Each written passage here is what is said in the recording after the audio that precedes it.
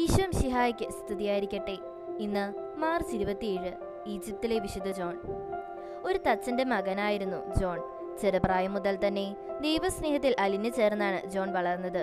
ജോണിന് 25 വയസ്സായപ്പോൾ ദൈവവിളി കേട്ട് അവൻ വീട് വിട്ടിറങ്ങി. പിന്നീട് വർഷങ്ങളോളം മരുഭൂമിയിൽ ഒരു സന്യാസിയുടെ ശിഷ്യനായി ജീവിച്ചു. ജോണിനെ പരീക്ഷിക്കുന്നതിനു വേണ്ടി സന്യാസി ഒരു പ്രയോജനവുമില്ലാത്ത ജോലികൾ അവനെ കൊണ്ട് ചെയ്യിപ്പിക്കുമായിരുന്നു.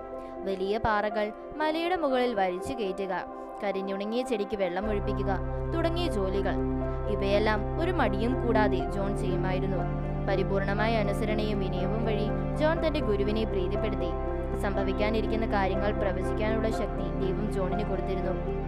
ഒരിക്കൽ പല്ലേഡിയസ് എന്നൊരു യുവ സന്യാസി ജോണിനെ സന്ദർശിച്ചു.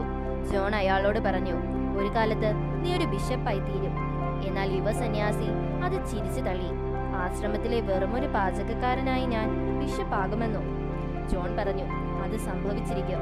കുറെ കാലം കഴിഞ്ഞപ്പോൾ പല്ലേഡിയസ് രോഗബാധിതനായതിനെ തുടർന്ന് അയാളെ അലക്സാൻഡ്രിയയിലേക്ക് അയച്ചു. ഏറെ വൈകാതെ പല്ലേഡിയസ് ബിഷപ്പായി പ്രഖ്യാപിക്കപ്പെട്ടു. 16 വർഷം സന്യാസിയോടൊത്ത് ആശ്രമത്തിൽ കഴിഞ്ഞ ശേഷം ജോൺ അവിടം വിട്ടു. ലിക്കോപോളിസിൽ ഒരു ഉയർന്ന പാറയുടെ മുകളിൽ കയറി അവിടെ ഒരു ചെറിയ ഗുഹയിൽ താമസം തുടങ്ങി.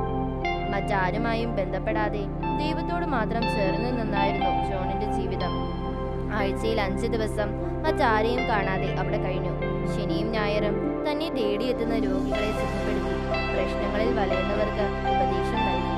പകൽ സമയം മുഴുവൻ ഉപവസിച്ചു, രാത്രിയിൽ അല്പമെങ്കിലും കഴിക്കും. 42-ാം വയസ്സ് മുതൽ 90-ാം വയസ്സ് വരെ ഈ ഗുഹയിലായിരുന്നു ജോണിന്റെ താമസം. മറ്റുള്ളവരുടെ ഹൃദയരഹസ്യങ്ങൾ പോലും മനസ്സിലാക്കാനുള്ള കഴിവ് ദൈവം ജോണിന് നൽകിയിരുന്നു.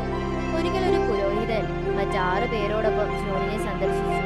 അയാൾ താൻ ആരാണെന്ന് ജോണിനോട് പറഞ്ഞിരുന്നില്ല. ജോൺ അയാളുടെ കയ്യിൽ ചുംബിച്ചുകൊണ്ട് പറഞ്ഞു, ഒരിക്കലും കള്ളം പറയരുത്. നല്ലതിനു വേണ്ടിയാണെങ്കിൽ പോലും കള്ളം ഒരിക്കലും ദൈവത്തിൽ നിന്ന് വരില്ല, മറിച്ച് അത് വരുന്നത് സാത്താനിൽ നിന്നാണ് എന്നാണ് നമ്മുടെ രക്ഷകൻ നമ്മെ പഠിപ്പിച്ചിരിക്കുന്നത്.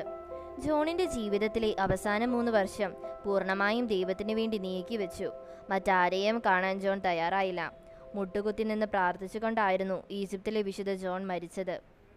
ഇന്ന് ഈ ദിവസം എല്ലാ രോഗികളുടെയും സൗഖ്യത്തിനായി നമുക്ക് വിശുദ്ധ ജോണിന്റെ മധ്യസ്ഥം വഴി ദൈവത്തോട് പ്രാർത്ഥിക്കാം. ദൈവം നമ്മെ എല്ലാവരെയും സമൃദ്ധമായി അനുഗ്രഹിക്കട്ടെ.